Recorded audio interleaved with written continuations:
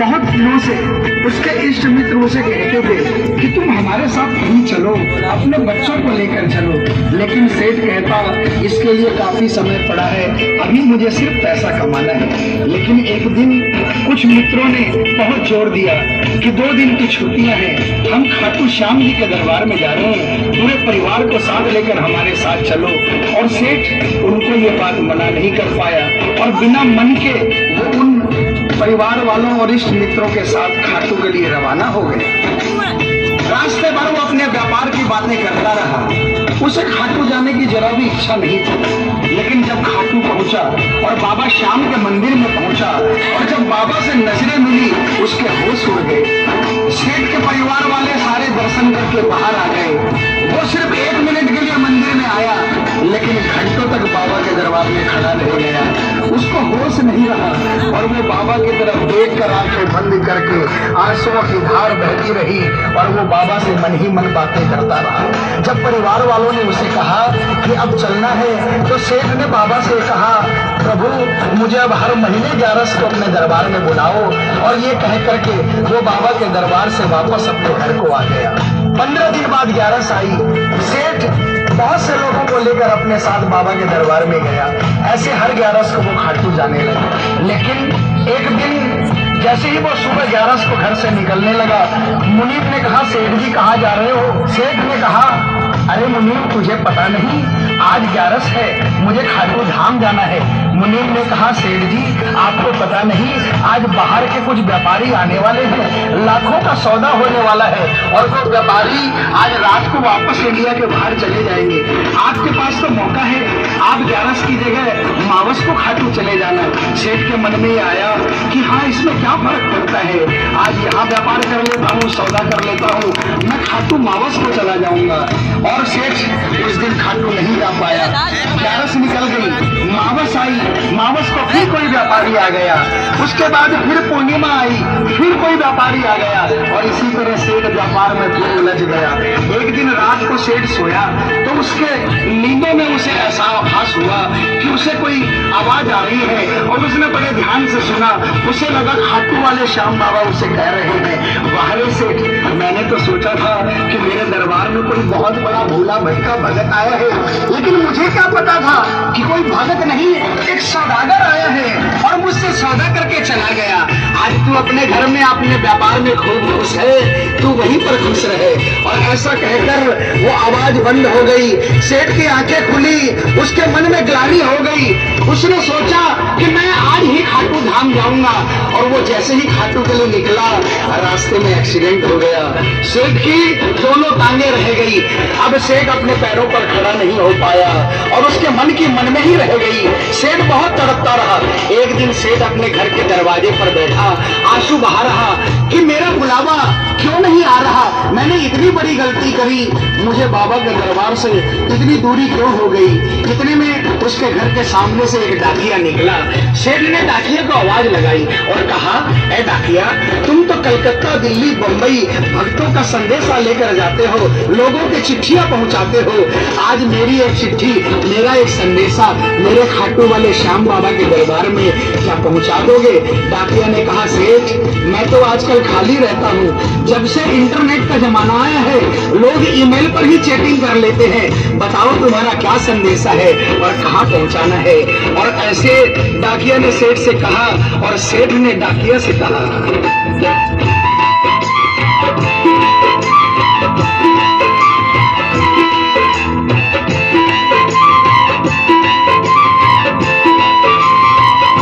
डाकिया जा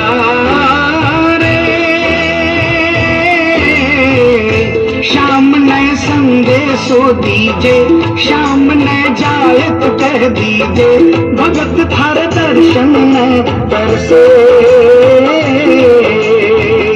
डाकिया जा रे।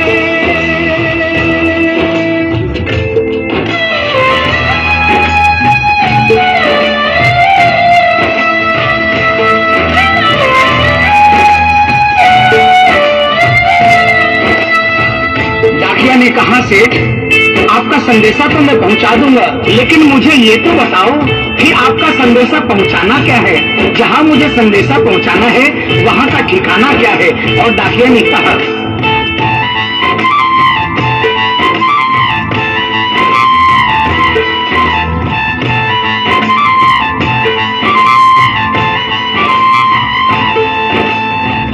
कौन से गांव थारो शाम बसो है, कितना मान बता दे। सेवक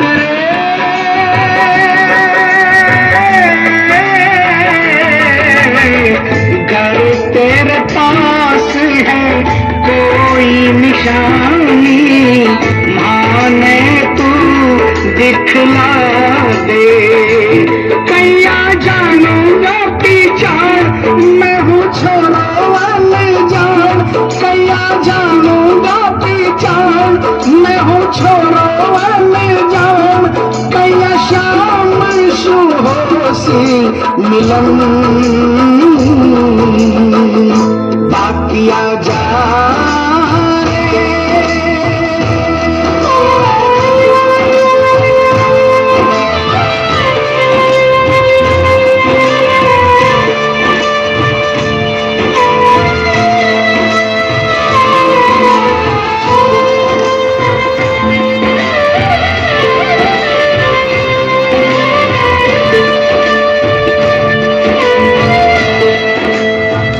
सेठ ने कहा, डाकिया मैं तुझे जिस जगह का ठिकाना बता रहा हूँ वहाँ ऐसा दरबार है जहाँ जो एक बार जाता है वो वहीं का हो जाता है। उस दरबार की खासियत है जो वहाँ पर पहली बार जाता है उसके काम बन जाते हैं। सुन वहाँ का ठिकाना क्या है।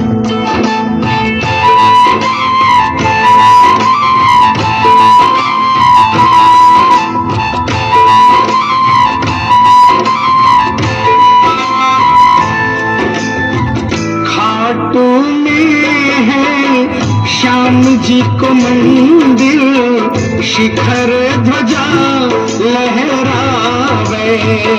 डाकिया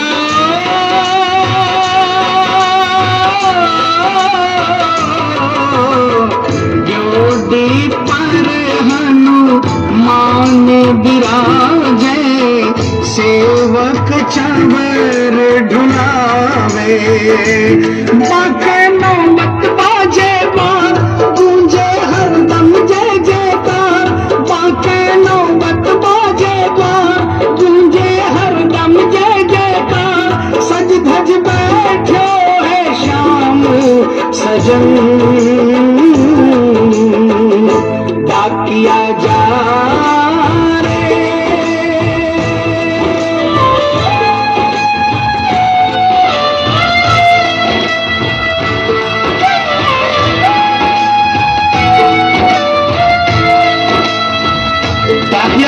सेठ जी के यहाँ से निकल जाता है और वो खाटू धाम के लिए प्रस्थान करता है। धीरे धीरे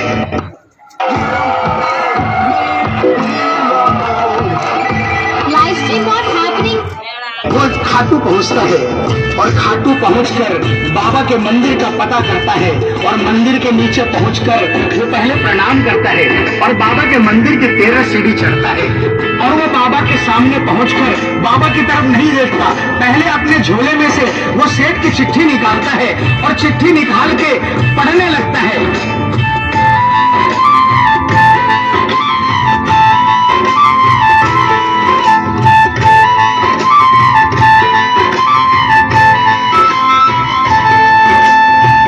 पहुंच गयो दरबार शाम कर, बोलन लाग्यो संदेशो। बाबा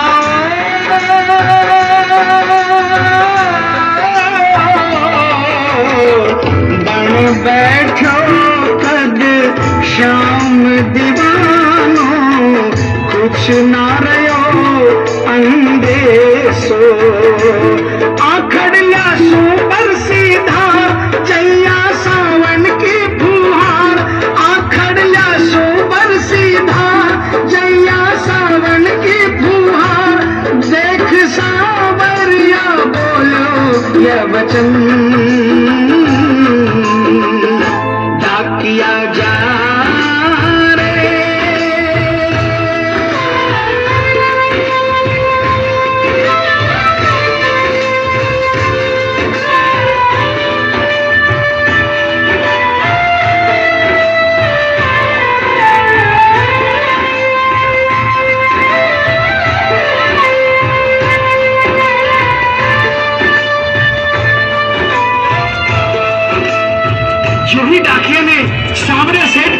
देखा, उसके होश उड़ गए, उसकी आंखें बंद हो गई, आंखों से आंसुओं की अविरल धारा बहने लगी।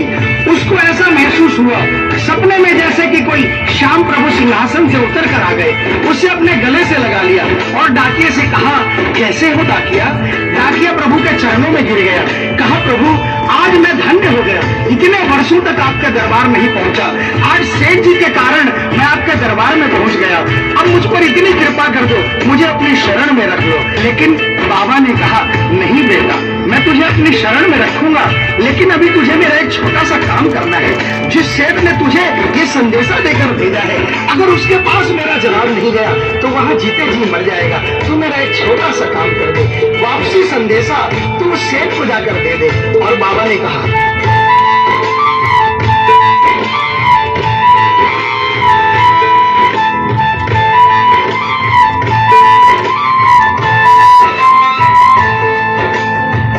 कह दीजिए तू जाए सेवक ने तेरो बुलावो आसी, सेवक रे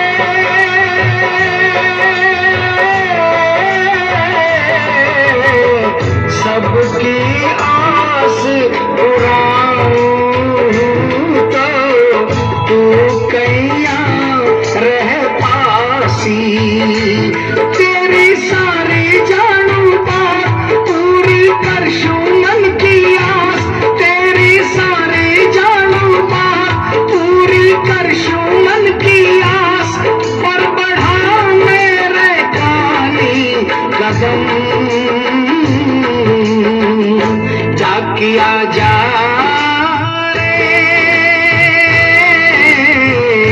संदेशों सेवक ने दीजे, सेवकिया राह तेरी मीर के, संदेशों सेवक ने दीजे, सेवकिया राह तेरी मीर के, सेवक संदेश में तरसे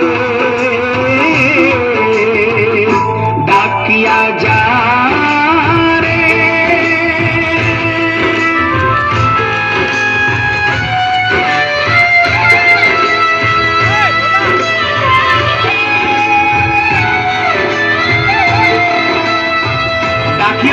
श्याम प्रभु के चरणों में प्रणाम करके वापस निकलता है और वो आधी रात को ही सेठ के शहर में आ जाता है। अब डाकिया को इतनी जल्दी थी कि उसने आधी रात नहीं देखी और उसने जाकर सेठ के दरवाजे की घंटी बजा दी। उस दिन सेठ के घर में कोई नहीं था, सेठ अकेला अपने बिस्तर पर पड़ा था। जैसे ही घंटी की आवाज आई उसको लगा कि बाबा का संदेशा आ गया, लेकिन सेठ मजबूर था, वो उठना चाहा लेकिन उठ नहीं पा रहा था। लेकिन अचानक उसने जोरदार जयकार लगाई, हारे के सहारे की। और जैसे ही आवाज आई सेठ के घर में करिश्मा हो गया। सेठ अपने पांव पर खड़ा हो गया, दौड़ कर गया और उसने जाकर दरवाजा खोला, सामने देखा डाकिया खड़ा है। सेठ डाकिया के चरणों में गिर गया और कहने लगा, डाकिया जल्दी बताओ मेरे बाबा ने क्या संदेशा भिजवाया है। और डाकिया ने चिट्ठी निकाली और बाबा के भगत की चिट्ठी का संदेशा निकालकर सेठ के हाथों में थमा दिया। सेठ ने जैसे ही चिट्ठी देखी वो झूम झूम कर नाच नाच कर गाने लगा,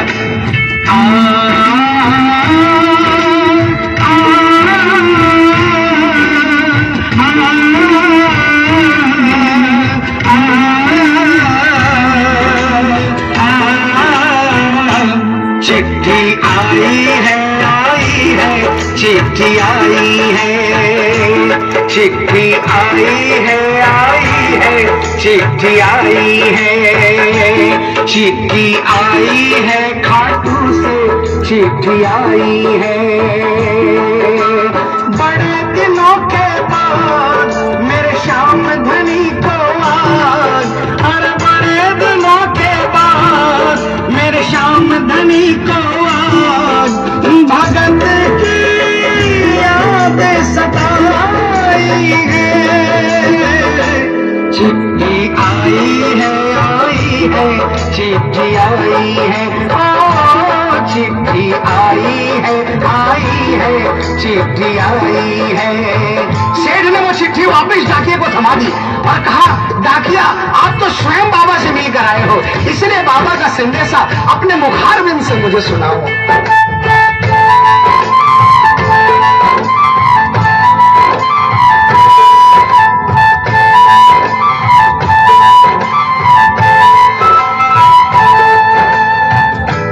संदेशो सांवरिये को मनिड़ो घणो हरसायो बाबा